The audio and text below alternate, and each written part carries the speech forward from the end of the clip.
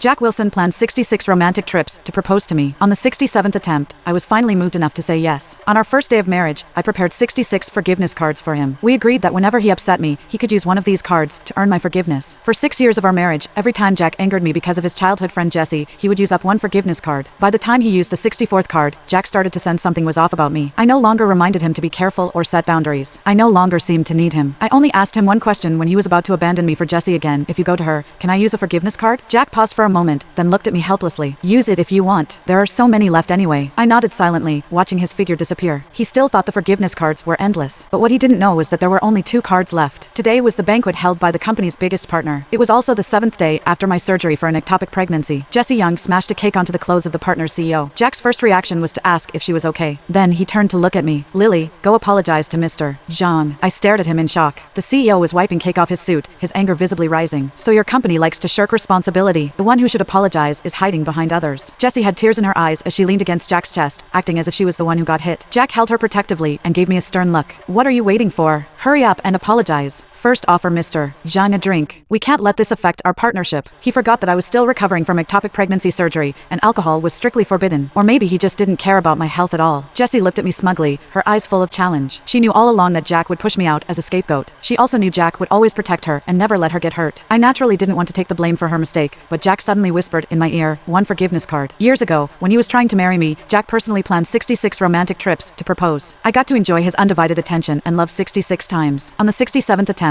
I finally said yes to his proposal in front of our family and friends. That's when I received his solemn vow. Lily, you are the love of my life. If I ever betray you, may heaven strike me. I covered his mouth before he could finish. The sight of him kneeling and swearing his love touched my heart deeply, so I agreed to marry him. To match his 66 proposals, I had a friend design 66 forgiveness cards for me. I told Jack, if we ever use up all these cards, I'm leaving you. For the first 5 years of our marriage, Jack kept the cards locked away, afraid I might impulsively use them up if I got angry. But after his childhood friend Jesse returned from overseas, it only took 1 year for him to use up 63 cards. This time, he was using the 64th card. I bent over slightly, my body trembling as I fought the pain in my abdomen. I looked at the CEO and said, Mr. Zhang, I'm truly sorry about what happened. The CEO glanced at me and could only shake his head helplessly, not really blaming me. As I bowed, I saw Jack carefully fixing Jesse's hair. Be more careful next time. What if you had hit the table and gotten hurt? Okay, you're still the same as before. Before, the pain from my surgical wound spread across my abdomen, making my face turn pale. Just bear with it a little longer. He only has 2 chances left. After the banquet ended, I followed behind Jack, just wanting to go home quickly. But he stood with Jesse, looking like a perfect couple. Jack turned to me with a cold expression and said slowly, you go home by yourself. Jessie twisted her ankle, so I need to take her to get it checked. He seemed to have forgotten about my own injury. His eyes were full of concern as he looked at Jesse. In the past, I probably would have explained that I was in pain too, then asked him to take me to the hospital with them. Then I would have cried and asked why I had to apologize when I didn't do anything wrong. But now I just nodded lightly. Okay.